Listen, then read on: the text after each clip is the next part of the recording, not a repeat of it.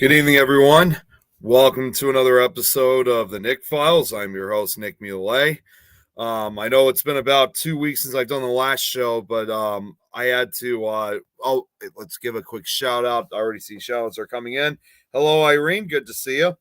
I know I was supposed to do the show last week, but unfortunately, I had to. I did have the show last week, but I had to do a completely different presentation for a very important project. So as a result, I had to reschedule part 2 of the slideshow we were talking about last time to today. So obviously, as you guys probably know, today we're going to continue on with part 2 of the true story of the Enfield poltergeist behind the movie The Conjuring 2. And I got to say right now, this is going to get really, really interesting. It's going to get really, really interesting from this point on. I mean, it was already interesting from the start, but I got a lot more to present for part 2. Hello, Nigel. Good to see you. What's up, Mort? How are you? Sorry, comments weren't working there for a second. Hey, Eric. Been waiting for this. Oh, you're in for a treat, Eric. I can tell you that right now. Hi, Patricia. Good to see you. Thank you, Irene. Very much appreciate it. Hello, Rita. And let's see through the comments on the Paraunity network page, because as a result, because I'm also broadcasting through a different type of platform, I'm not able to see exactly everybody here in the comments. So let's see who's all on Paraunity network. Hi, Wendy. Good to see you. Hello, Rachel. Thank you very much, Nigel. I really appreciate it. All right. So without further ado, we're going to go right into business. Yeah, get right to part 2 of what we were talking. Now, very quickly, for those that remember who were watching part 1 of 2 weeks ago, we were getting to the very bottom of when supposedly 11-year-old Janet was possessed by the spirit of the previous resident that was haunting this house, Bill Wilkins. And I gotta say, that was quite a recording we were listening to, because like I said, I was just like everyone who was watching. I was also the first one ever watching it myself, so I didn't know what to expect. And there's going to be something else, like I said, that I also am going to be presenting, which I haven't seen myself, so be ready for this, guys. All right, hang on 1 second. Let me get the.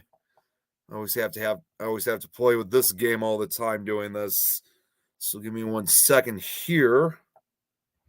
Just want to make sure the slideshow is actually shown on the screen, because last time I did it 2 weeks ago, for some reason it wasn't showing up on the screen. All right, there we go. Now I got it.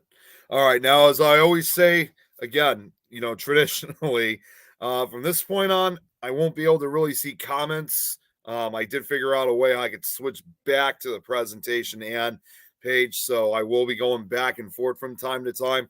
So I do apologize in advance if I don't answer questions immediately, but I will be going back and forth throughout the course and period of the slideshow. So, like I said, we were talking about when Janet was supposedly possessed, and they had an entire recording and basically interview session with her. I should have stopped actually at this slide after I was done, but because I had another show that was running right after me around the time I was ending, I wasn't able to. So, but I do remember a lot of you were watching the last episode, so I think you guys get the idea of what happened the last time. So, continuing on with the way how she sounded, to rule out the possibility of Janet faking the voice, Gross taped her mouth, but the voice continued to be heard, somewhat subdued, as was the case on future occasions when Janet's mouth was also filled with water. He then asked Janet to hold water in her mouth, which she did, and the voice could still be heard talking. Gross recorded many hours of the voice by using a contact microphone placed on the back of excuse me. Gross recorded many hours of the voice by using a contact microphone placed on the back of Janet's head of what appeared to be a different and louder sound than her normal voice, the details of which are related in Melvin Willans' The Enfield Poltergeist tapes. A speech therapist approached by the investigators and who examined Janet couldn't be certain and was unable to say where the voice was coming from or how it was being sustained, though it bore some resemblance to a false vocal cord tone. John Hasted carried out an experiment together with Adrian Forkin, I guess that's how you say it, a phonetics expert at University College London. Tests with a larynograph indicated an effect known as the plica ventricularis, which is where muscle tension behind the throat can produce sounds independent of vocal cords. However, these are known side effects in this condition, and using this muscle tension to speak often results in around 6 weeks of hoarseness and extremely sore throat, and can do some serious damage. None of which happened to Janet, who would speak for up to 3 hours. Since no cause could be found, it was concluded that something was using Janet as an amplifier. Gross and Playfair decided to hypnotize Janet and called in Dr. Ian Fletcher, who was a hypnotist, surgeon, and member of the Magic Circle. Fletcher put Janet into a light state of hypnosis and asked her some questions. Do you know who was doing all this? Me and my sister. Why do you think you are to blame? I don't know who is. What does it feel like? Cold hands gripping me around my body. Who started the trouble? None of us. What is the cause of the trouble? An increase in unhappiness. Fletcher later said, the impression I formed was this is not fraud. She and her sister are doing some of these things, maybe springing out of bed. Something is forcing them to do it against their will. It was soon after this that Janet began levitating. Oh, yes. All right. Now, from this is exactly what I really wanted to show you guys for tonight. Let's just see very quickly. I just want to go back to the comments quickly just before I do the presenting on this. Give me 1 second here. Whoops, that is not what I wanted. Wrong page. Let's try that again. Okay, there we go. All right, so let's see here. Hey, Joanne, good to see you. True. Not sure what you mean by that. Good evening, Annette. Good to see you. Thank you, Patricia. I appreciate it. Hello, Natalie. That was the point I was trying to make last time. The way she was talking would stretch out. Yeah, Eric, I actually do remember when you mentioned that in the last slideshow. So you definitely beat me to it. Okay, so going back to the slideshow itself. All right, so for the first time ever, I should have also mentioned about this with you guys, but this is the first time ever I'm going to be presenting a short film for you guys to watch. So what I have recently discovered was this is an actual news segment from 1978 of film footage of the actual Enfield poltergeist investigation. It is 25 minutes long, so it is going to take a good majority of this slideshow. So I also should probably say this is going to be the one slideshow where I'm kind of speaking the least amount. It probably might be the only one I may ever do something like this. I'm not sure how this is going to work because obviously I'm very well aware about copyright, but since a lot of you guys are watching live, I would probably suggest watching it now would be the perfect time because I don't know what's going to happen after this is done. So, without further ado, I would like to present you guys film footage from the short film of the real-life Enfield poltergeist case. Hopefully, you guys can hear it.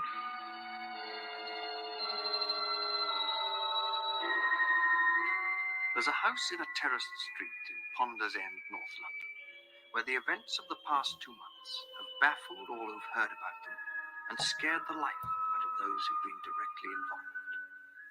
This is the home of Mrs. Peggy Hodgson and her family. At the moment, the children are being looked after by relatives because Mrs. Hodgson is ill in bed. The sequence of bizarre happenings which unfolded round these children and their mother in September have made the walls of the house rattle with the impact of flying objects and the sound of mysterious knockings. Soon a second family was drawn into the action, the next-door neighbours, Peggy and Vic Nottingham. We'd been sitting listening to the knocking, and the woman next door, she called me in.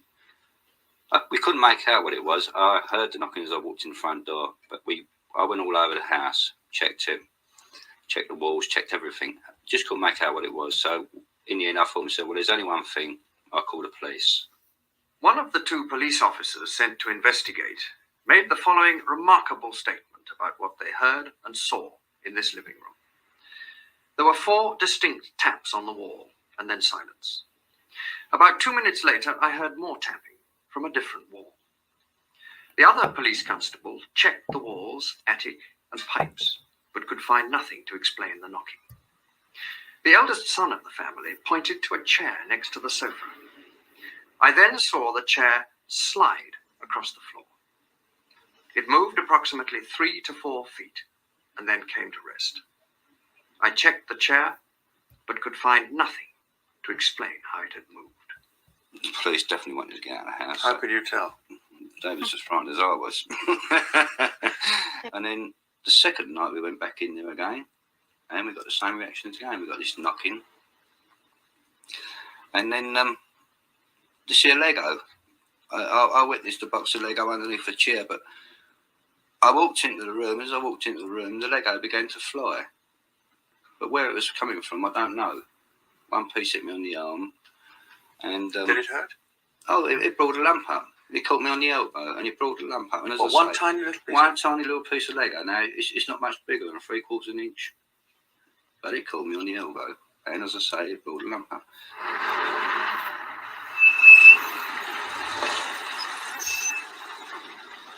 In the absence of a law against chairs that move on their own, the police were powerless to act. So the neighbours called in a man from the Society for Psychical Research. Maurice Gross is an inventor who devotes his leisure to investigating the supernatural. Since coming on the case, he's made several recordings of what he says are unique examples of a poltergeist in action.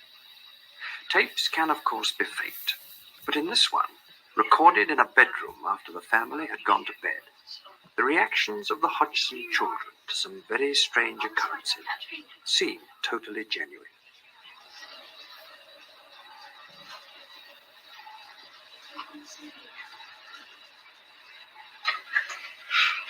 All the lights got out. Oh.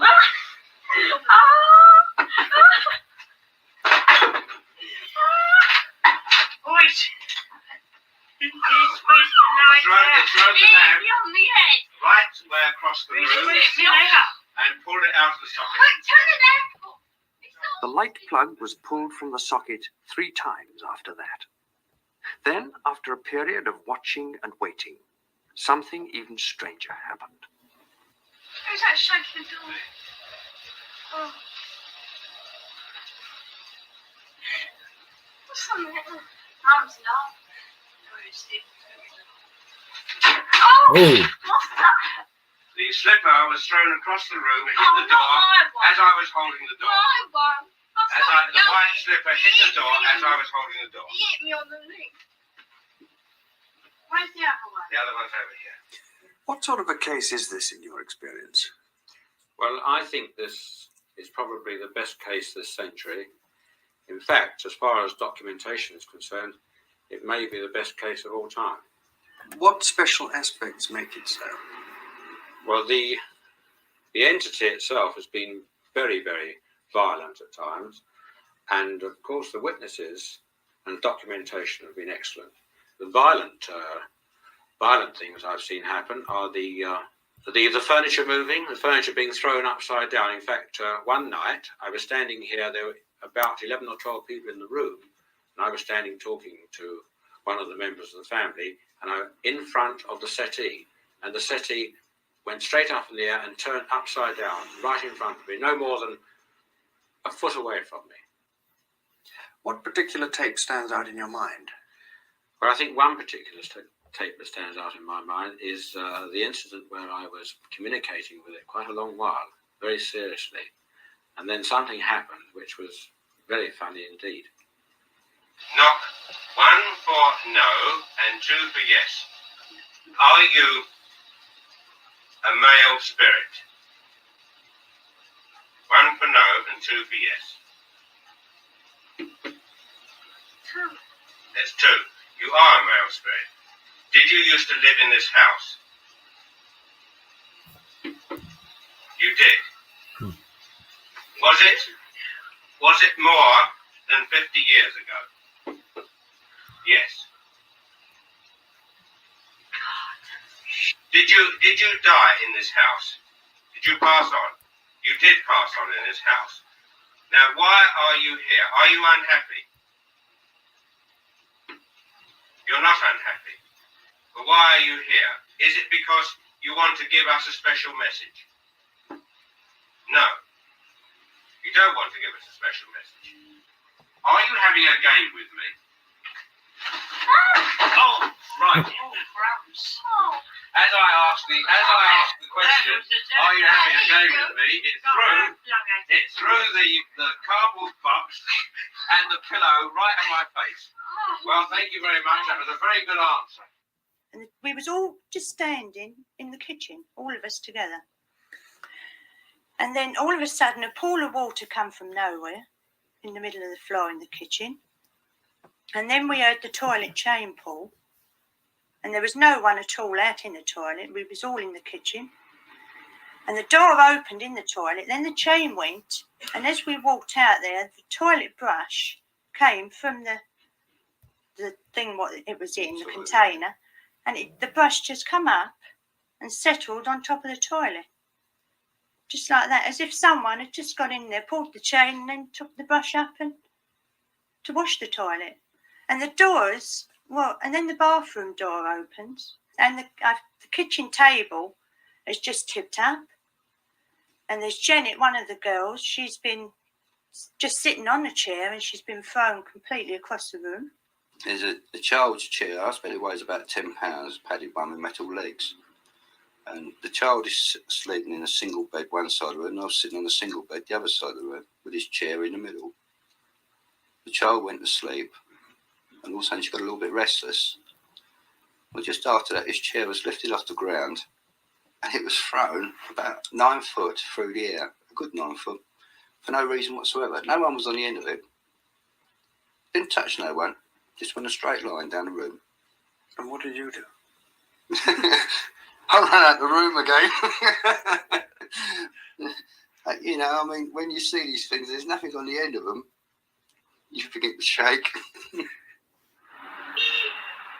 The third family to be caught up in the story was John and Sylvia Burkham, who live a few doors away. John is Mrs. Hodgson's brother, and he and Sylvia have spent hours at the Hodgson's house, trying to help them through all the unexplained goings-on. But they've had plenty of shocks of their own. Now, what happened in this bedroom?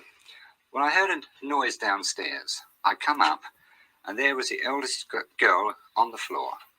But the other one's missing. So I look under this bed, I look under this one, and as I stand up, I see it. There she is, across this radio, one leg in the air, and her head hanging down. Just to prove that I wasn't mad, I yelled for my wife to come up to see what I have just seen. But she was asleep. As a roof repairer, Vic Nottingham is used to tall stories, but he never thought he'd play a leading role in one like this. I've got one chap at work, for instance, and he says to me, "How's your ghost, Kidman?" Now, I mean, it's no good talking to a chap like that, because he's got no reaction on it whatsoever. He thinks that I'm going around the bloody bend, like, you know what I mean? But do you think you are? Well, I was straight. I mean, I'm 44, and I've never witnessed anything like it before in my life. But the only thing that worries me, see, being a roofer by trade, is beginning to get on top of you. Your nerves begin to shadow a little bit. In every story of things that go bump in the night, there are two possibilities. One, that it's a hoax.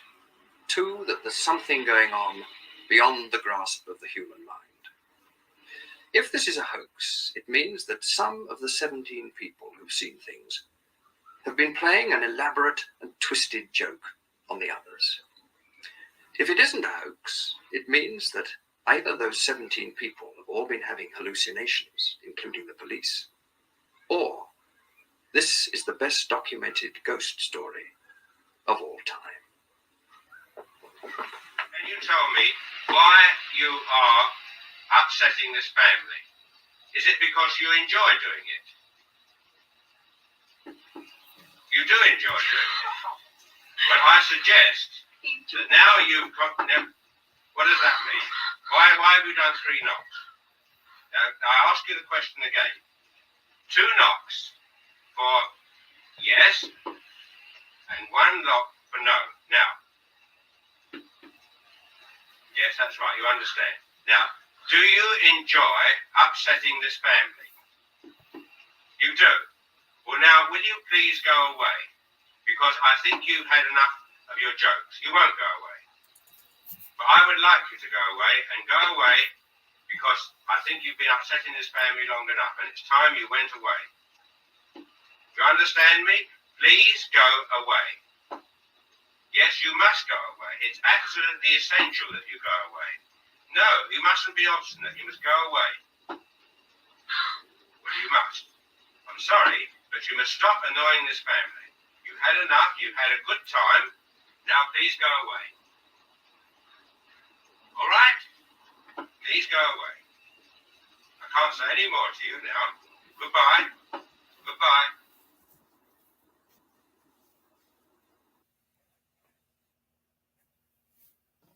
Oh, there's those images. These teenage sisters believe they're haunted Now the actual by a family. poltergeist. I was going to ask the same question as I asked earlier. How many voices are there? 600. 600 the voices. I know the joke. How many really are there, Margaret? I think so far we've had 10 Three. sensible voices, but the rest of the names are absolute rubbish.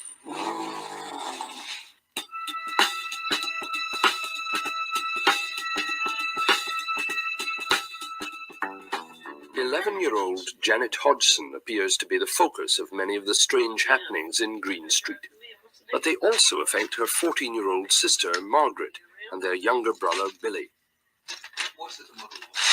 One of the first manifestations was when Lego bricks began to fly at high speed around the living room.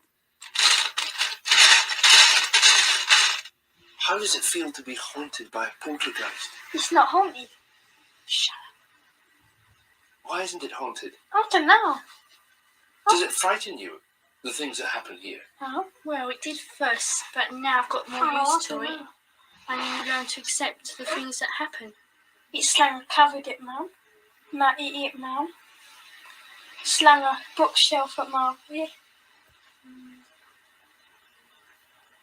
Have you tried telling it to go away? Yes, many times. No, nothing. And what does it reply? No, it won't. It's staying another 6-7 years. The local police could find no explanation for the knocking either. They were even more baffled when 2 of their beat constables reported seeing an armchair levitate across the Hodgsons' living room. It came off the floor, or maybe a ½ inch, I should say, and I saw it slide off to the right, about 3.5 to 4 feet before it came to rest. I checked to see whether or not it could possibly have slid along the floor. I placed a marble on the floor to see whether or not the marble would go in the same direction as the chair did, and it didn't. It didn't roll at all. I checked for wires under the cushion of the chair, and I could find no explanation at all.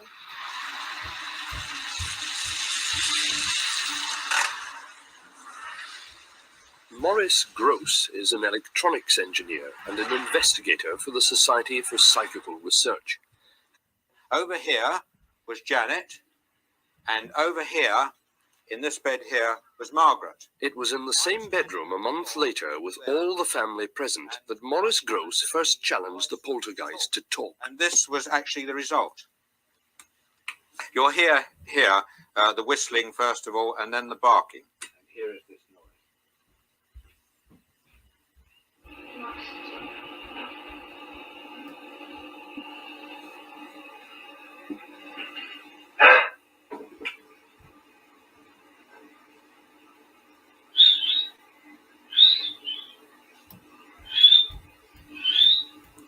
The barking here is quite extraordinary, actually.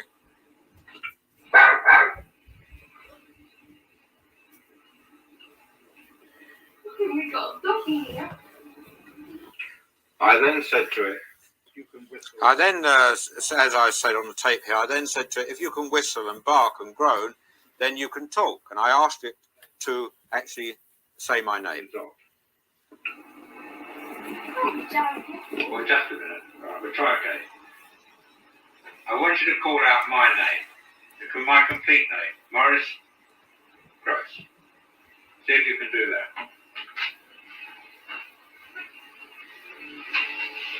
Hello.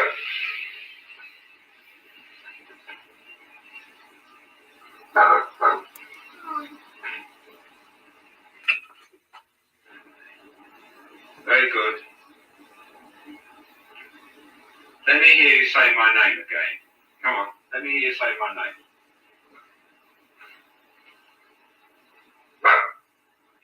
Come on, my name's Maurice. Let me hear you say it. Maurice. That was the first time we heard the voice, and since then we've been hearing it again and again, and it's been getting louder and louder. What about the voices? When did the voices start? December the 12th. December the 12th? Yes. And how did they start? Well, one night Mr. Grove was talking about it about 8:30. He said, all we need now is the voices to talk. And that night I went to bed and I can't remember exactly what happened.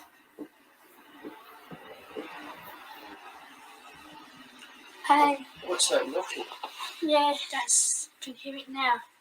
I was doing that yesterday morning and Peggy was on her own. So she come in to us because it wasn't her, she come in. We sat together and we heard it.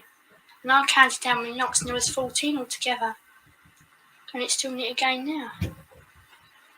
That was 3 knocks just now. Yes, it goes in 3s and 2s. Now we first got contacted, this was when Mr. Gross said, if there's anyone there, knock twice for yes, and if not, one for no. I wonder if we did that now, whether it would answer. Is anybody there?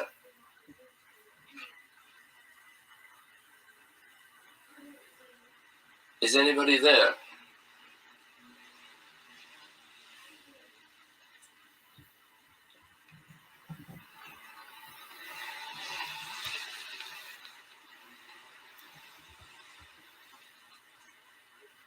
Nothing. No. It doesn't always do it to order. No, it doesn't. It goes in spasms. Like we're talking now. It may not now, after you've said that, but it won't do it when you want it to, straight away. No. What about the voices? They sometimes say things and make answers. Is that the voice now? Yeah. Is anybody there? How many voices are there? Dirty Dick, Andrew Garner, and Stuart Thurton.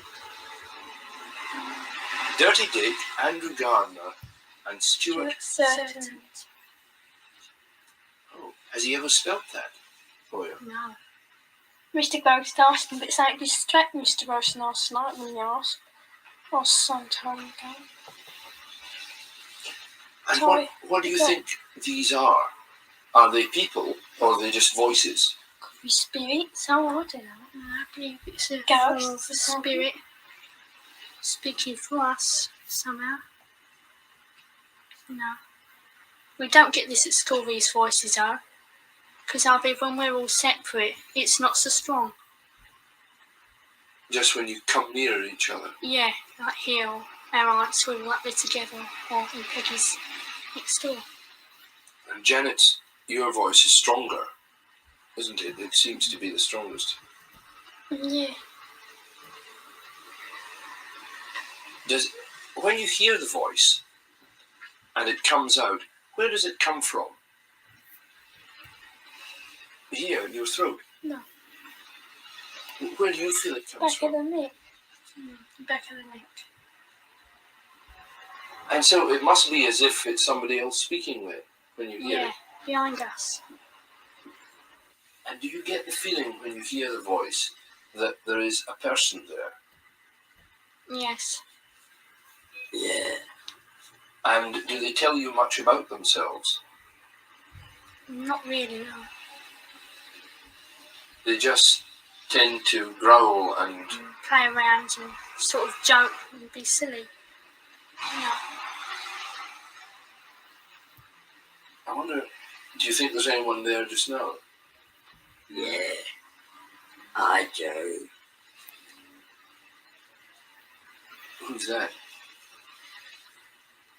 What? Who's that, Janet? Pardon? Stuart Certain. Stuart Certain, and he's one of the voices. Yeah. Why do you think he comes and speaks through you? To annoy us, to annoy us. Does he ever say anything nice? Well, don't know really. Shall we try and speak to him? No. We'll see if he'll speak to us. Yeah. Is anybody there? No. Who's there? Doctor. Doctor Who?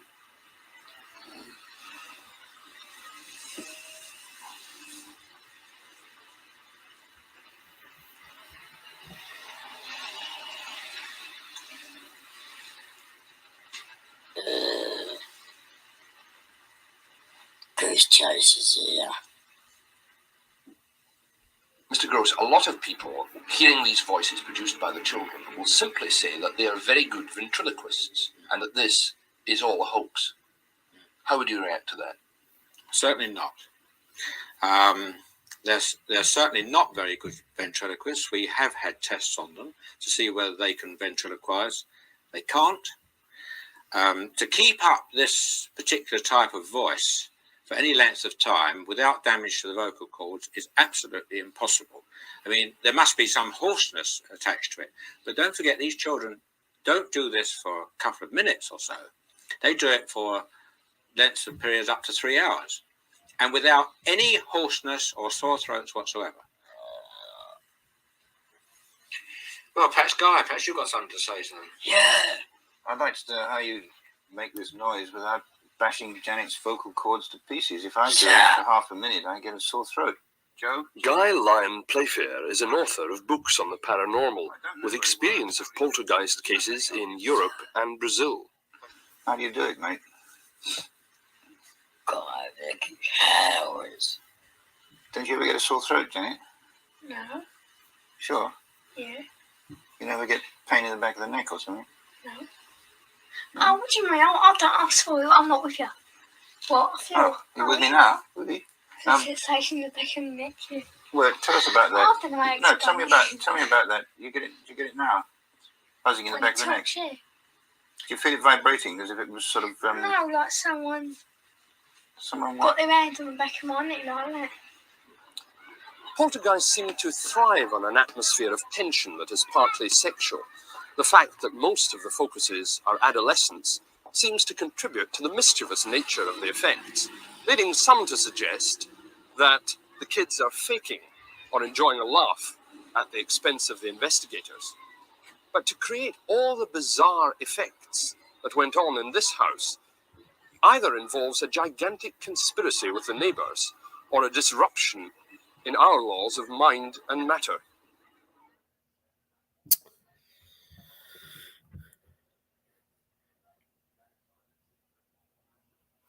All right. And yep, we are officially done. That was really interesting. Definitely way different than how they portrayed it in the Conjuring 2 film.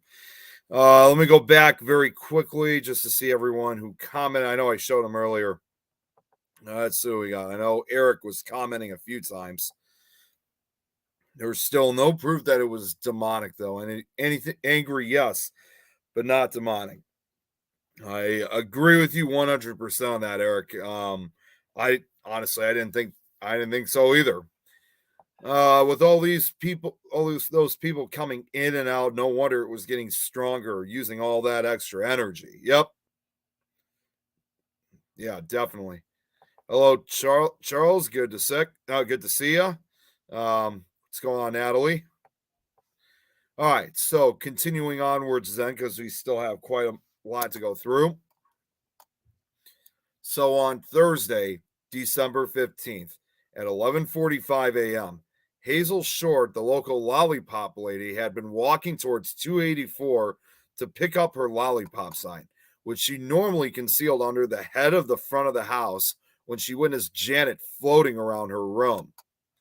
Short later told Playfair, "I was standing there looking at the house when all of a sudden a couple of books came flying across and hit the window. It was so sudden, I heard the noise because it was so quiet. There was no traffic, and it made me jump. Then, after a little while, I saw Janet. I don't know if there's a bed underneath the window, but she was going up and down bodily as though someone was tossing her up and down. Wait. Yeah, it was though someone was tossing her up and down bodily in a horizontal position, like as if someone had gotten hold of her legs and back and throwing her up and down. I definitely saw her come up about window height, but I thought if she was bouncing, she'd bounce from her feet. She wouldn't be able to get enough power to bounce off her back to come up that high. My friend could see her as well.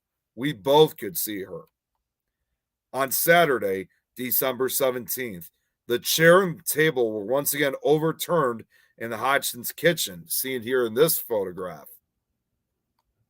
On Friday, December 23rd, the family goldfish died, and Bill admitted that he had electrocuted them in their tank using spirit energy. On Saturday, Christmas Eve, Janet was found with a curtain wrapped around her neck.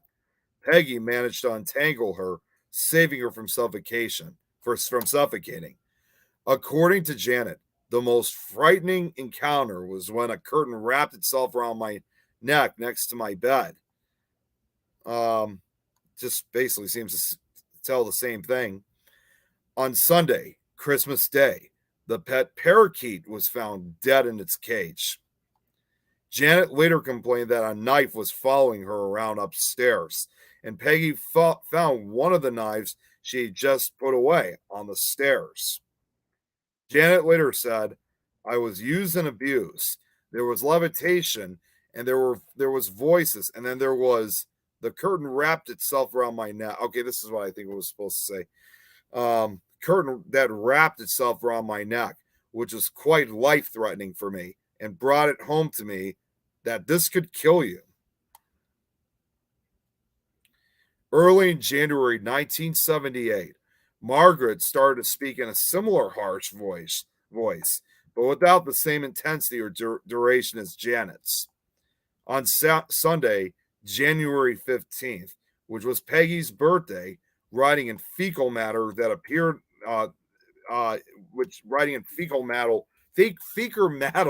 fecal matter. Geez, I'm having trouble speaking today. That appeared on the wall. This was followed by a few days of puddles of diarrhea that was sent for testing at a lab and came back as cat urine. Peggy also saw a man from the waist down walking up her stairs. On Monday, January 16th, "I am Fred" was found on the bathroom tape written with electrical tape. The bathroom door, written with electrical tape. That's the actual photograph of the message right there.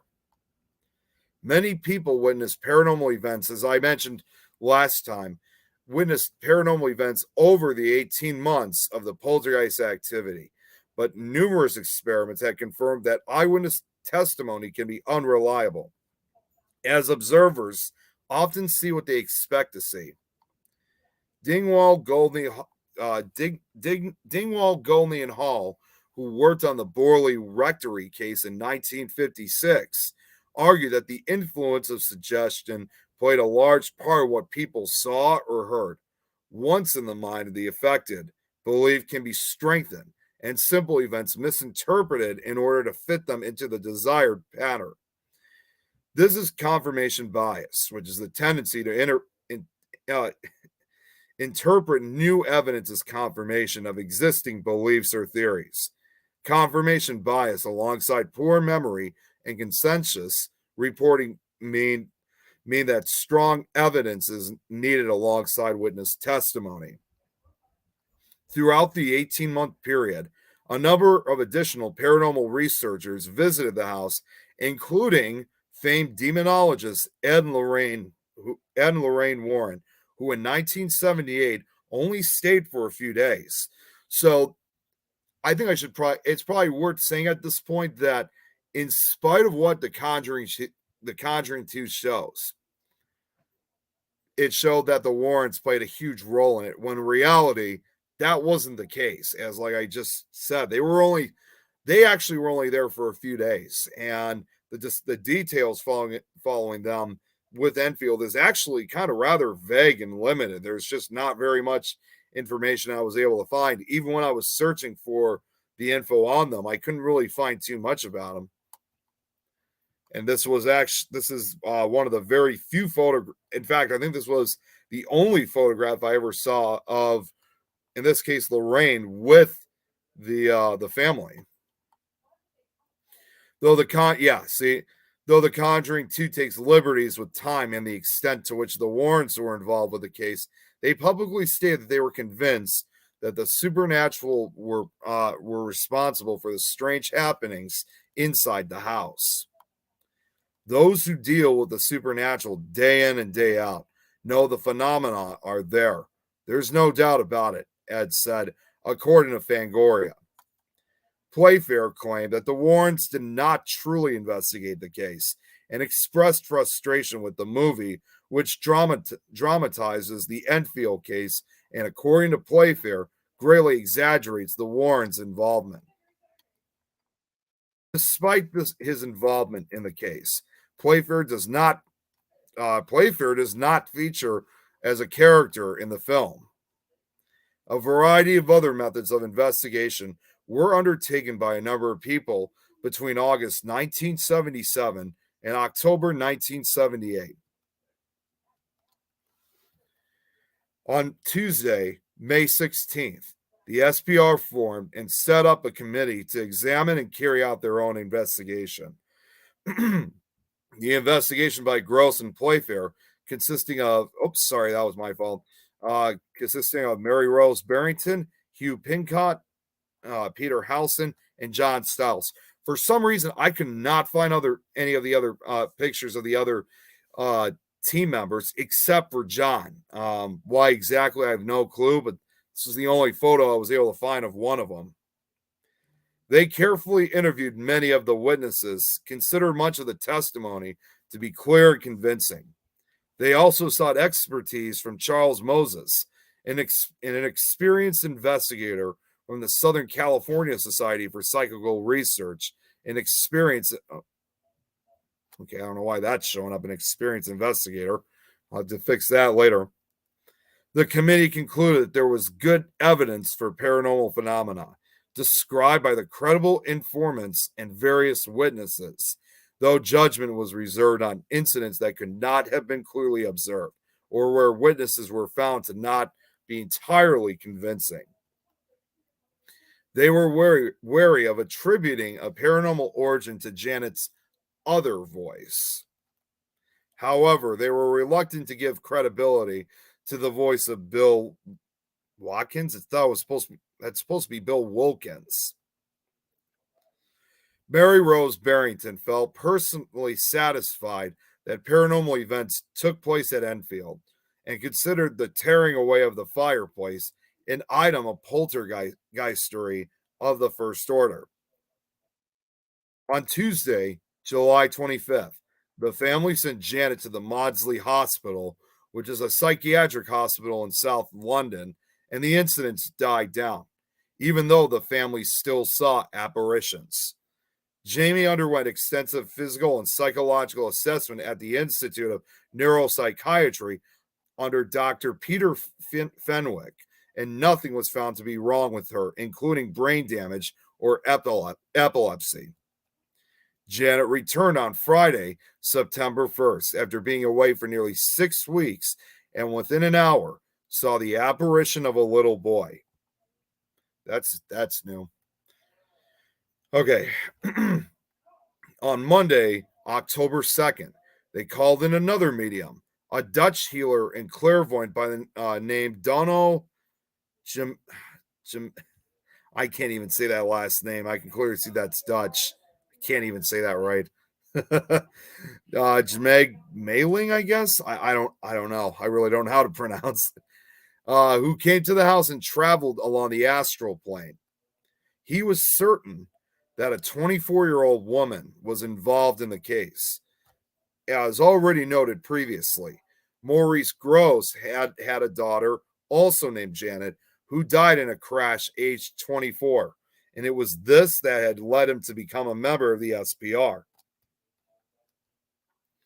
After Dono identified the 24-year-old woman, the incidents tapered off and then stopped.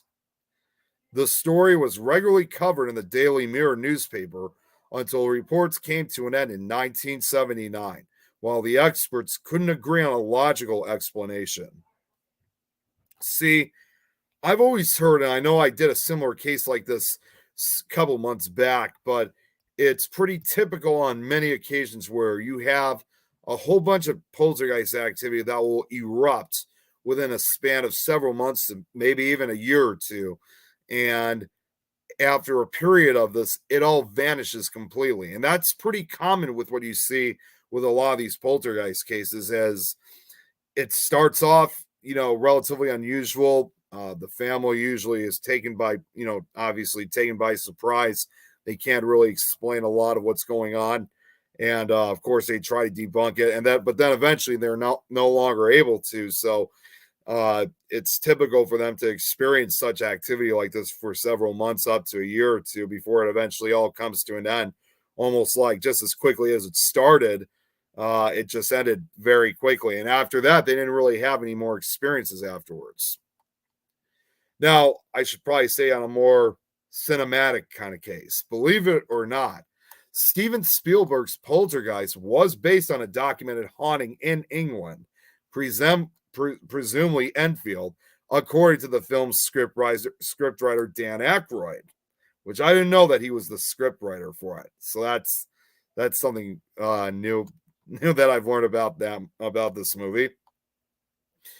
A 3-part dramatization of the events was broadcast in May 2015 by Sky Living under the title The Enfield Haunting, featuring Timothy Spall as Maurice Gross and Matthew McFadden as Guy Playfair. Playfair was consulted by the program makers, but commented later that the result bore little relation to the actual events, with almost none of the phenomena shown have anything to do with the real ones. The program contained notable inaccuracy, such as the use of CCTV, not available at the time, and omitted key features such as Janet's alleged levitation. The events would also become the inspiration for The Conjuring 2, released almost 40 years after the events in 2016. Now, to give, because I did this with the last movie, with the first Conjuring movie, in case you guys happen to wonder, was there anything unusual that occurred on set? Unlike the first one, there wasn't as much for the second. So, not necessarily I would put this as an unexplained or paranormal event, but I still thought it was worth putting up. But while promoting the film in June 2016, star Vera Farmiga was still suffering from a swollen lymph node she received during filming, due to the intense screaming she had to perform. Due to technical challenges, she would sometimes do 50 takes in a row, all featuring her screaming. Now, just like it was with the first movie, a cinema about to have a showing of The Conjuring 2 had a poster that said, "Warning, the film you are about to see is psychologically and emotionally disturbing."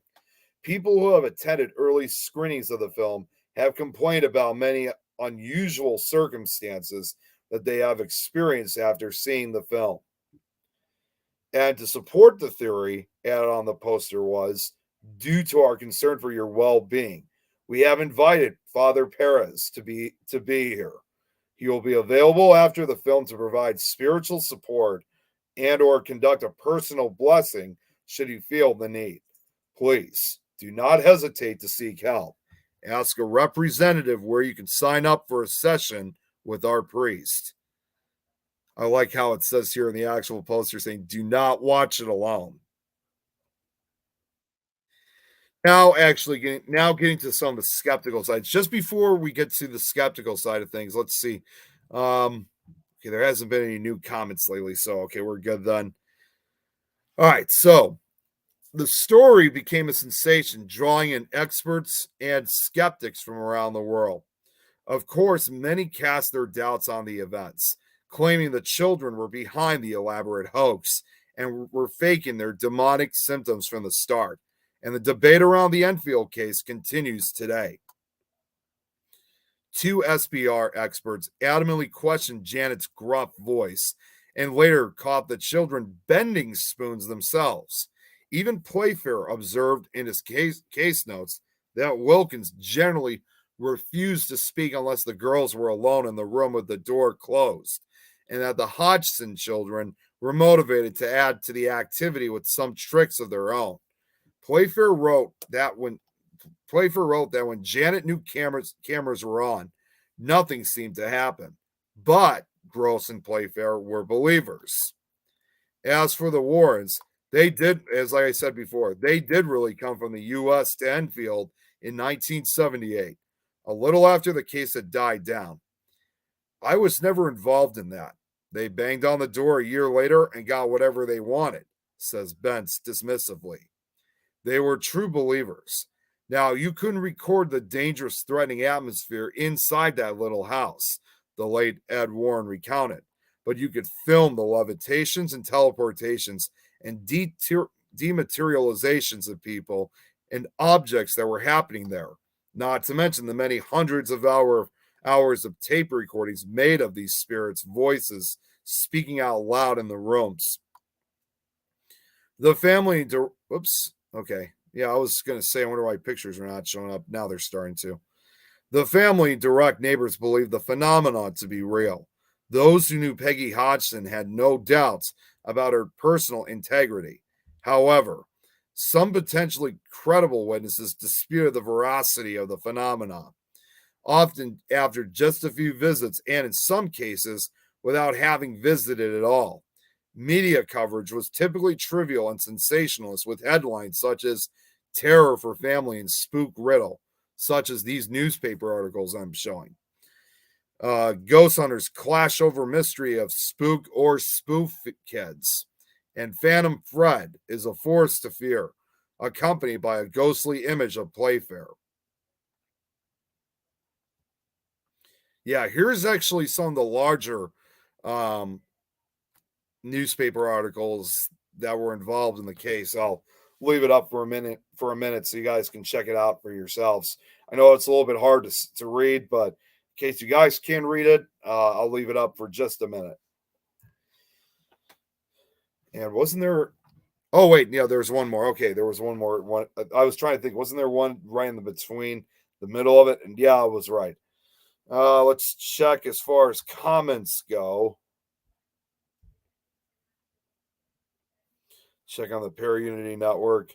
Hello, Candace. Good to see you.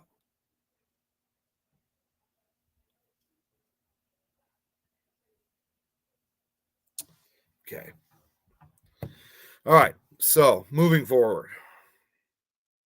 Now, Anita Gregory concluded the case was overrated, and many skeptics accused the Hodgson family of making up the haunting for fame or financial gain.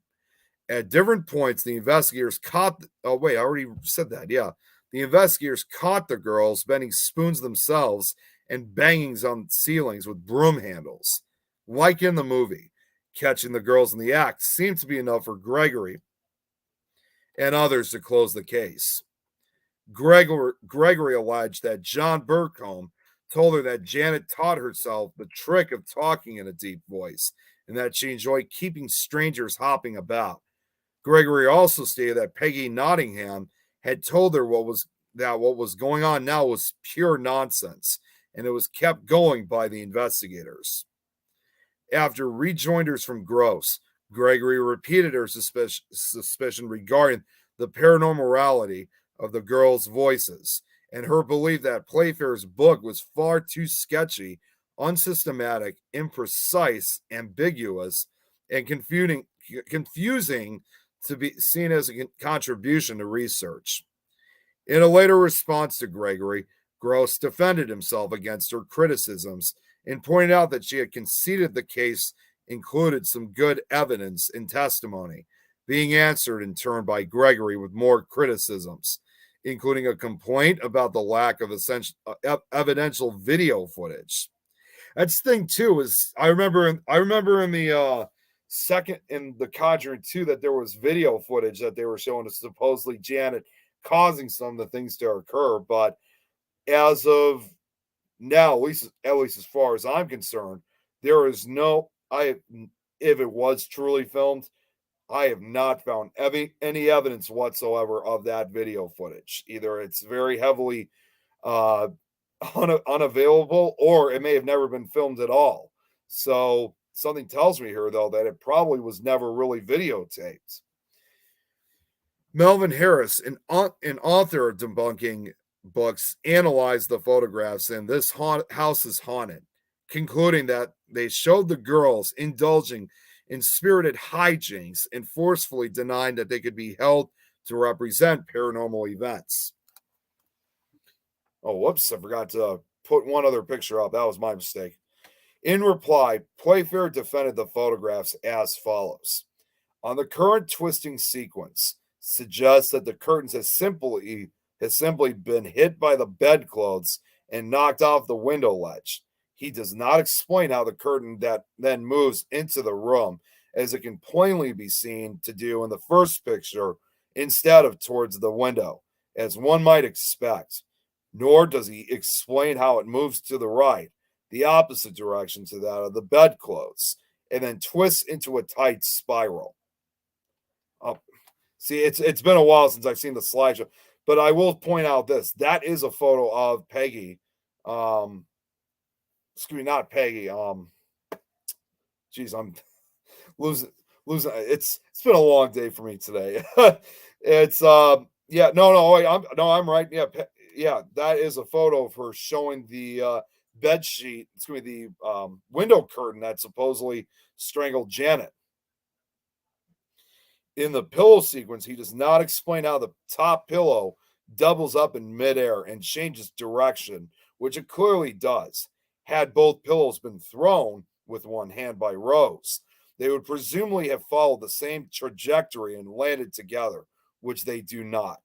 Such movements, he says, easily corresponds with those to be found in commonplace, everyday events, not in the world I live in. Rose and Playfair published further reflections some years later.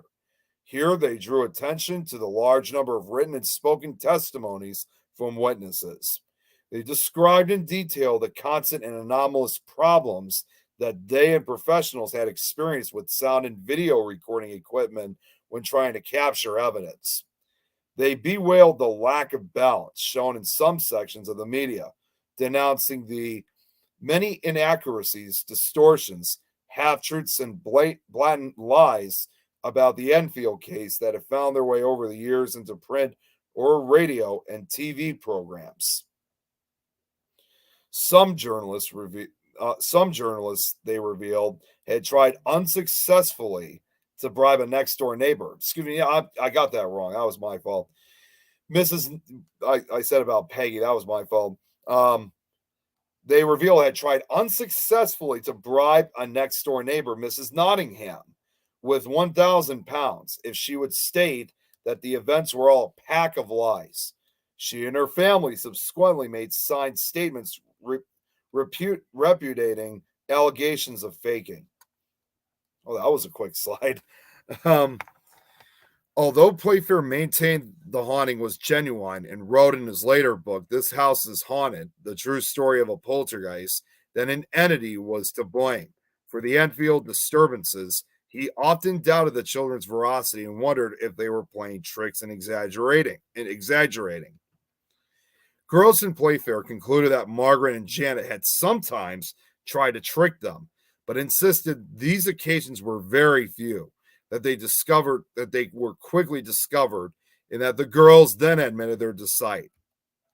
Still, Gross and Playfair believe that even though some of the alleged poltergeist activity was faked by the girls, other incidents were genuine. Such here is Maurice Gross presenting more of the items that were supposedly either bent or thrown by the poltergeist. Indeed, they held that it would have been a normal life if the children had not tried to copy what they were seeing all around them. Oh, this is one of the few photos of all the siblings together. But to add to it, in fact, this is something that's very important in my opinion. In fact, in 1980, Janet admitted to ITV that she and her siblings fabricated a few events, including the demonic voices. Oh yeah, once or twice we faked it, just to see if Mr. Gross and Mr. Playfair would catch us. They always did, she said, according to the DM. There's a BBC Scotland interview in which the two girls are asked, how does it feel to be haunted by a poltergeist? Janet replies, it's not haunting. And Margaret interrupts, shut up. That actually, if you guys were watching earlier, that segment is in the film that I just presented. So upon hearing that, I thought, oh, that's right. That had to been one of the few times that they were faking it, but it does make a lot more sense now upon watching the actual footage. Later, she said about 2% of the events in the house were faked and still maintained that they only made up a small number of the happenings. But what about the other 98%? Many other investigators outside the SPR visited the Hodgson house in those 18 months, including the Warrens. While Ed and Lorraine didn't have to save the kids from any demonic nuns in real life, whatever they did see while at the house seemed to convince them that supernatural forces were indeed at work. Oh wait, this is the same stuff that was just written earlier. Okay, I'm going to have to get rid of that earlier. I don't know why it's showing that again. Arguably, the most credible witnesses, Douglas Bentz and Graham Norris, stand by their accounts. News reporters are a pretty hard, cynical bunch in general, and I had a reputation of being a skeptic, says Bentz. And Graham is a man of huge integrity. He maintains it was impossible for the girls to have faked it in such a crowded room. I do believe that there are forces and energies on the planet that aren't explained by science, he says. I don't believe in ghosts, if that's what you mean. And of course, the human brain has enough power to invent things. Surely the screaming would have served as a distraction. There was no motive for them to do that. They didn't make any money out of this. They weren't that kind of family, and the effect on them was marked. Meanwhile, an American stage magician named Milbourne Christopher dropped by and briefly investigated the Enfield case on December 19th and failed to observe anything that could be called paranormal.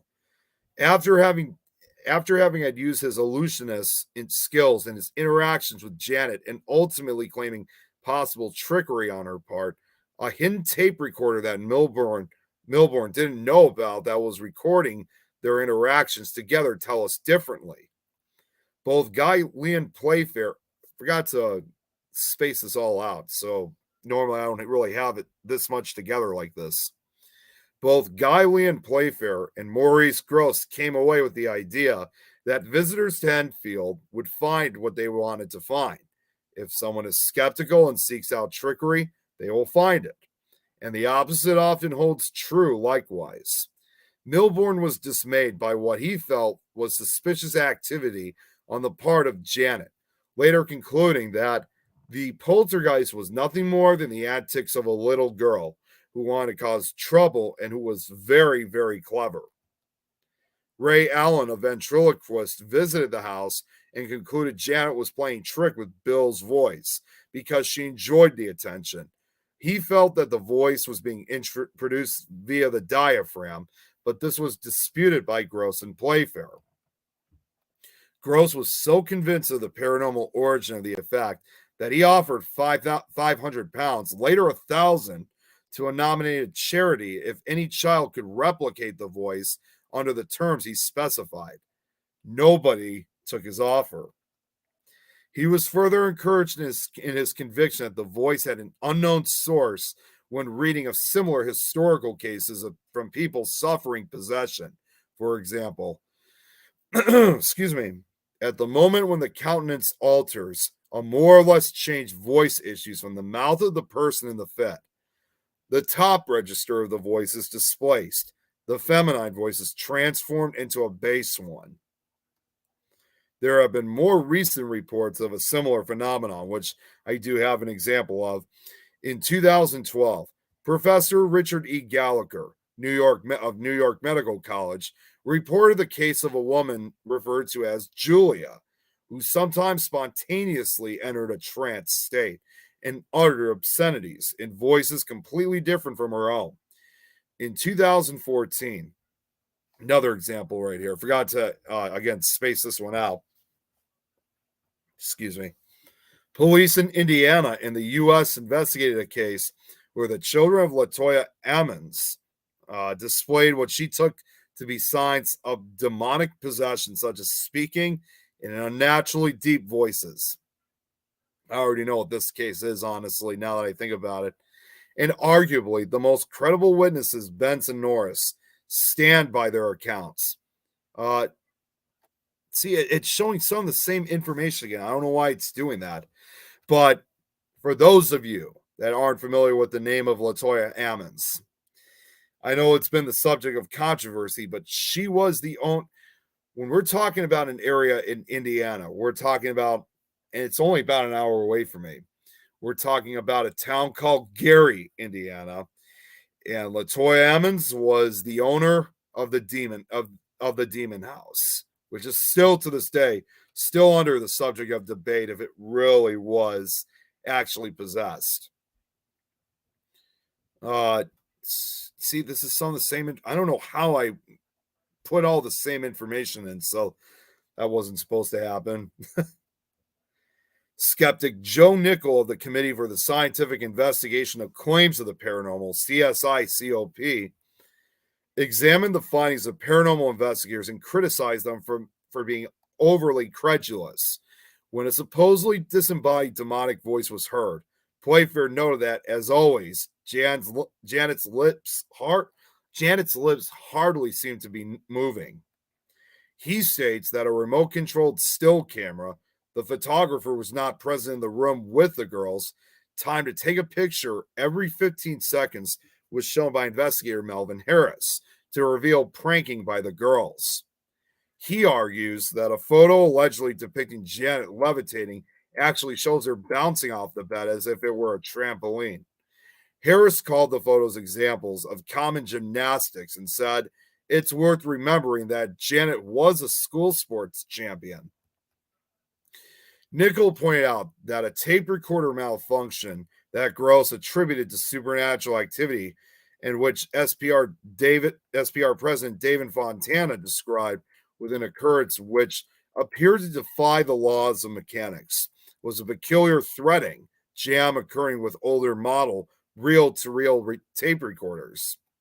He also said that Ed Warren was notorious for exaggerating and even making up incidents in such cases, often transforming a haunting case into one of demonic possession.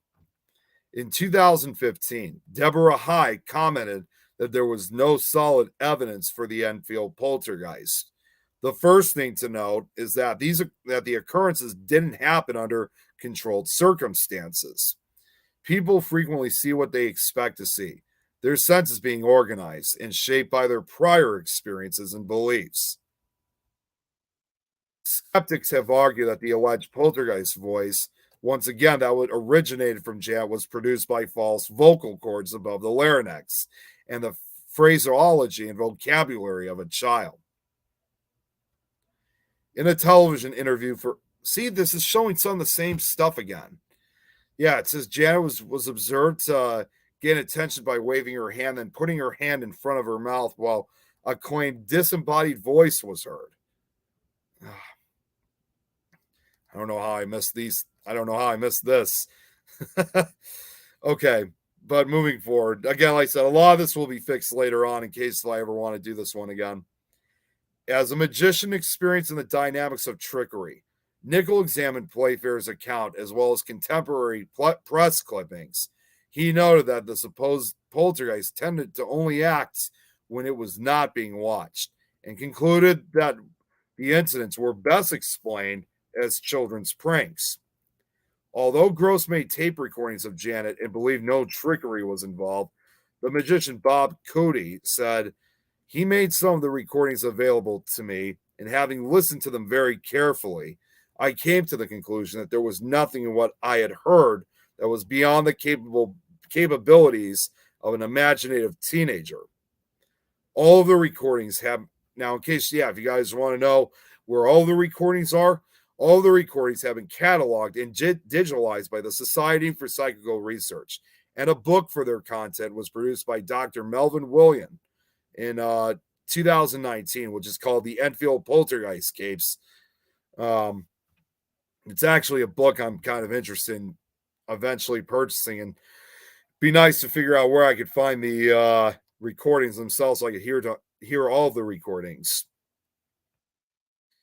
A 2016 article by psychology professor Chris French in Time Out magazine described 5 reasons why he believed the case to have been a hoax. His reasons are the 2 sisters involved admitting hoaxing some of the activity, the photo of Janet levitating above her bed could just as easily be explained as Janet jumping, the spirit of an old man who supposedly possessed Janet took a great deal of interest in menstruation, eyewitnesses are notoriously unreliable, and other schoolgirl pranks before and after had gone out of hand. Roz Morris, as I mentioned last week, 2 weeks ago, covered the story at the time for BBC Radio. It wasn't long before she joined Maurice Gross for an all-night vigil while the family was asleep. After the girls went to bed, there was a very loud crash upstairs in their bedroom. Morris went upstairs, and it appeared something had moved a chair across the room, a distance of about 9 feet. She felt this would have been impossible for the girls to do as they were actually in bed. She said at the time, something chucked the chair across the room. I'm convinced of that. There were many bystanders who thought the family invented it all, using basic conjuring tricks in order to get a new and better council home. But although Mrs. Hodgson was a single mother with 4 children, Roz Morris disputes this possible motivation. She had a good house, as far as she was concerned, and in fact, she stayed in it. That's where she died in 2003. The journalist admits that at the beginning, she herself was very skeptical and looking out for any ways in which trickery could be involved. But after she found Mrs. Hodgson to be sincere and undoubtedly very frightened. Richard Gross rules out a financial motive. They never made any money out of it. Graham Morris backs this up, maintaining that checkbook journalism simply didn't exist in those days. Let's see what Rachel just said here. Has anyone done a paranormal investigation after this with new technology? Unfortunately, to answer your question, Rachel, unfortunately, it is not, because to this day, at least as far as I know, the house where it all occurred is still a private residence, and whoever lives there today, I mean, unless they've been secretive about it, they have not allowed any investigations into the house. And as far as I also know, too, no other type of activity has occurred in the house since then. So, but it would be interesting to see an investigation, with a lot of the modern day equipment be used. So, yeah, as of right now, it's still a private residence. He rejects claims that Janet Hodgson had Tourette's syndrome. This voice, once it started to go, would talk incessantly for 2-3 hours. And after his father Maurice said the same of ventriloquism, to keep up this particular voice for any length of time without any damage to the vocal cords is absolutely impossible. Janet, the victim of the haunting, takes a robust view of the skeptics. I don't care what they think. I know what had happened, and I know it was real. Despite the movie's happy ending, the real-life case was never truly closed. Janet told Daily Mail in 2015 that things began to quiet down in the fall of 1978 when a priest visited the house. When the Enfield poltergeist event subsided and the press attention faded, the family faced various challenges.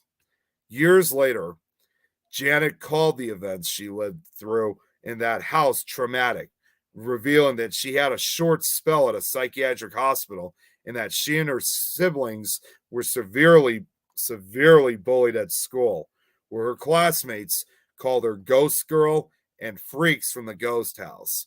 She told Daily Mail that her mother also had a nervous breakdown. It's not surprising then that Janet wasn't very happy to hear about the film being made about the Enfield case, as it dug up old memories she'd hoped to leave behind when she married young and moved out of the house at age 16. But the family continued to experience further misfortunes. But The Conjuring 2 wasn't the first disguise, I don't know where that came from, wasn't the first to dramatize the events of the Enfield case. I'm sure, because I know we got quite a number, I know a few people from the UK are watching this right now. I'm sure some of you guys probably remember this, but the BBC's controversial 1992 mockumentary Ghost Watch took a rather different approach. Disguised as a special live investigation of a haunted house on Halloween night, the 90-minute program was hosted by real-life broadcaster Michael Parkinson and featured several other TV presenters to lend it an air of credibility. The mockumentary had a call-in number of viewers who could dial. Could dial into to share their own ghost stories. While the reporters are highly skeptical of the hauntings at first, strange things begin to happen that become more difficult to explain as the film progresses, and Ghost Watch crescendos when the reporters and their paranormal expert realize they've fallen prey to a very real poltergeist. The terrifying final scene of the film proved so controversial that the BBC received thousands of complaints after airing, as well as calls from frightened viewers who thought the program was real. The BBC never aired Ghost Watch again, although it is now available online. I just found out, in fact, it's available freely in case anyone wants to check it out. It's available freely on Internet Archive on the video section. And also, I believe it's on Tubi TV, both of which you can check out for free. So, yeah, it hasn't been on television since then, but it's still I know it's available online on those sites. In spite of this, today the film is considered a cult classic among horror enthusiasts. But in the end, The Conjuring 2 and Ghost Watch are just two more chapters in a story that continues to fascinate believers and skeptics alike more than 45 years later. And despite many attempts to investigate the case or dramatize it, No one but the Hodgsons will ever know what truly happened inside that house in Enfield. Professional skeptics continue to criticize the Enfield investigation. Now, in case you guys wonder what was in fact really the fate of the family themselves, Anita Gregory, one of the many visitors to Enfield, as well as the investigators, not just the family themselves. Anita Gregory, one of the many visitors to visit Enfield, who concluded in her brief investigation that the girls had staged certain events and felt that the evidence in the case had been greatly exaggerated, died on November 7th, 1984, at the age of 59. Dr. John Beloff, another one of the skeptical members, died on June 1st, 2006, at the age of 86. Maurice Gross remained in contact with the family until his death on October 14th that same year at the age of 87, several months after Beloff's death. He spent much of his time towards the end of his life defending his investigation of the haunting of the Enfield events, writing articles for a wide range of publications and speaking at conferences. You know, I gotta say, for a man like Maurice Gross, who really took the such investigations very seriously, I'm just gonna flat out say this was someone I really wish I could have met. I probably wouldn't be the first to say this, especially on this network. I'm sure a lot of us here on this network, especially a lot of those who live out in the UK, in my opinion, I think he definitely would have made a fantastic guest to have on these shows. If he was still alive today, though, he would be he would be 100 years old. He was born back in 1922. So either way, I think he would have made a great guest to talk about this whole case if he was still alive today. Guy Playfair remained an active researcher, author, and SPR council member almost until his death. I don't know why the almost is there. Until his death in 2018 at the age of 83. He vigorously defended the legitimacy of the investigation and the claims of paranormal. Jeez, keep having problems saying that word. Paranormal. You know what? Just forget it. In 2007, he took the Times to task for making unfounded comments about the case. Playfair also pointed to support from the academic community for his comparisons of features of the case with Tourette syndrome. Mary Rose Barrington, another member of the SPR, passed away on February 20th, 2020, at the age of 94. While many have expressed their doubts over the family's experience, Graham Morris, now 66, who is still a photographer, stands by what he saw in the house. I've no idea what anyone out there is saying, and they can say what they like, he says. I don't look at doubters, as I know what I saw. Peggy Hodgson remained in the house until her death on October 14, 2003, at the age of 73, the same day as Gross's death 3 years later. She avoided publicity after the disturbances subsided in 1978, but never changed her position about the anomalous nature of what she had experienced. Sadly, as for one of the Hodgson siblings, the brother, in fact, Johnny Hodgson, tragically died of cancer in 1981 at the age of 14. Yeah, that's really sad for him. Only 14 years old, and he passed away. And having cancer. So, as you can see, a lot of the people here, including, poor Johnny, most of which now have except with the exception of Graham Morris, everyone else here has passed away. Now, according to sources about the other brother, Billy, now 51, lives in Essex, shying himself away from the public eye, but living close to his sisters. And now as for the sisters themselves, both Janet, now 57, and Margaret, now 59, have made several television experiences in subsequent years, where they continue to insist on the authenticity of their experiences and on the genuineness of the phenomena. In fact, Janet said in a 2011 newspaper article, years later when Mom was alive, there was always a presence there, something watching over you. She also mentioned having played with an Ouija board before the trouble flared up. She said that she had been unaware that she went into trances until shown the photographs. I knew when the voices were happening, of course. It felt like something was behind me all of the time. They did all sorts of tests, filling my mouth with water and so on, but the voices still came out. The levitation was scary because you didn't know where you were going to land. I remember a curtain being wound up around my neck. I was screaming. I thought I was going to die. In 2015, Janet said in another interview, I felt used by a force that nobody understands. I really don't like to think about it too much. She went on. It lived off me, off my energy. Call me mad if you like. Those events did happen. Yeah, it would be an amazing interview, Rachel. Definitely would. After Peggy Hodgson died, the house was briefly occupied by the mother of four, Claire Bennett, which I couldn't find a photo of. Oh, this is something actually, Rachel, I think you're going to find interesting. They too reported strange incidents. Excuse me, sorry, I lost my train of thought there for a sec. They too reported strange incidents, including hearing voices downstairs and encountering a man walking into the rooms.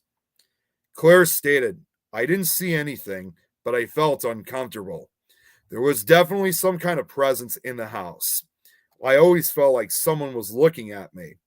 Her sons would wake up in the night hearing people talking downstairs. Bennett then found out about the house's history. Suddenly, it all made sense, she said. The family moved out just after 2 months, according to Daily Mail.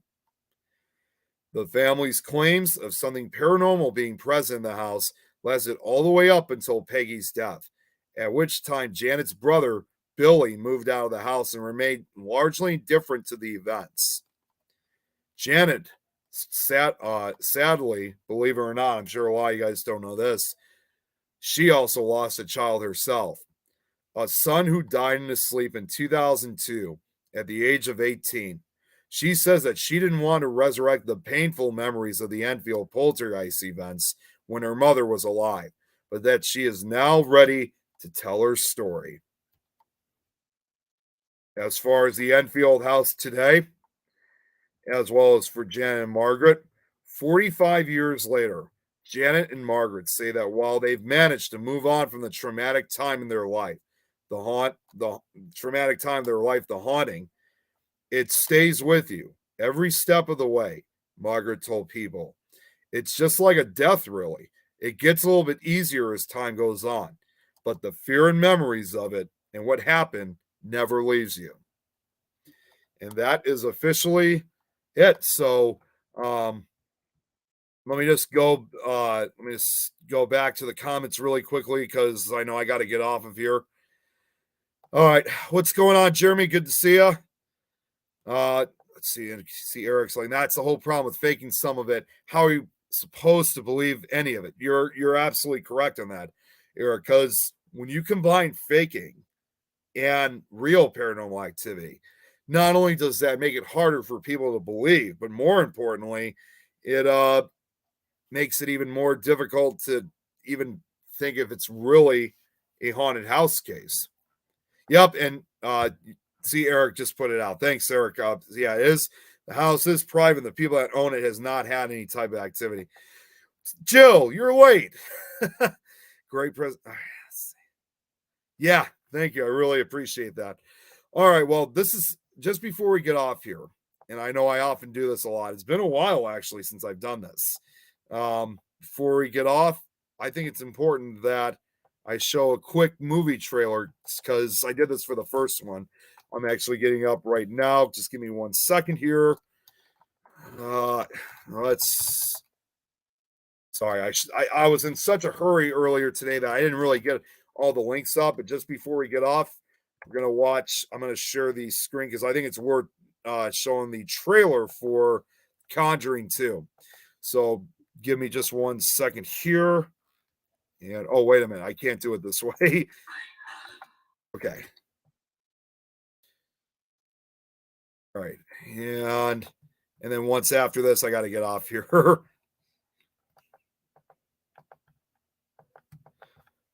right. So here is the trailer for Conjuring 2. I'm sure a lot of us have seen it, but I think it's still worth showing. This is my home. Get out now. No, this is not your house. Now, what's your name? My name is Bill Wilkins, and I'm 72 years old. What do you make of that voice? Sounds confused. Does he see now? The voice on this tape is coming from an 11-year-old girl. They're calling it England's Amityville. There is a family that desperately needs our help. After everything we've seen, there isn't much that rattles either of us anymore. But this one still haunts me. Does it feel like the voice is coming from inside you? More like it's coming from behind me. Like I'm being used. Janet, are you all right? Stop calling me Janet. She's such a good girl. What's so wrong with her? An oppressing spirit will try to force you to commit the ultimate sin. And what's that? Murder, suicide, or both.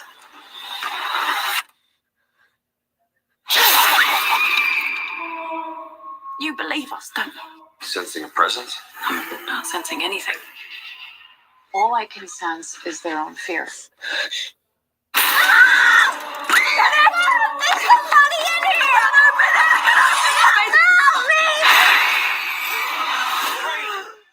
Honey, you're bleeding.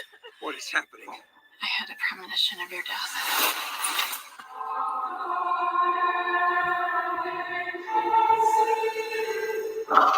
Who's that? The family's just a pawn.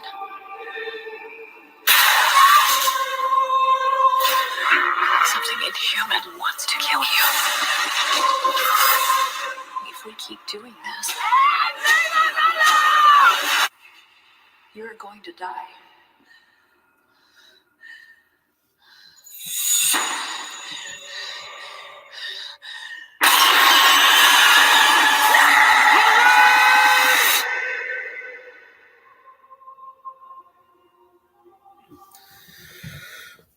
All right.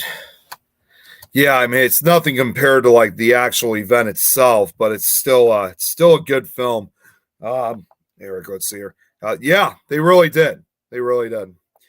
All right. Well, unfortunately, I got to get off. Guys, thank you so much for this for sticking around and hanging out. This was definitely a presentation that I was really looking forward to presenting. Hopefully, I don't get copyright for this later on for the film I was showing earlier. Let's see very quickly what Jill just wrote. Get a strong sense vibes from this case, so take that for what it's worth. Only the people involved really know the experience, whether temporary or fleeting. Thank you. Oh, jeez. Thank you, Jill. Very much appreciate it. Thank you so much. As I always say before, guys, in the end, I don't really do this. I mean, I do. It's a lot of work putting these together. I don't really do this for myself. I do it for you guys to enjoy. I always feel very happy when, you guys are enjoying these presentations. I've always said, I probably said this before previously, but if I'm even able to get at least one person who likes the show, that means I've done something right. So I can't thank you guys enough for this. So, and I can tell you guys this very quickly, because I know I got to get off because there's a show waiting, but we got quite a number of presentations that I've already put together and still working on as of right now. We got a lot of them. I think season 2 is going to be there's going to be a lot more slideshows of season 2 than were for season 1.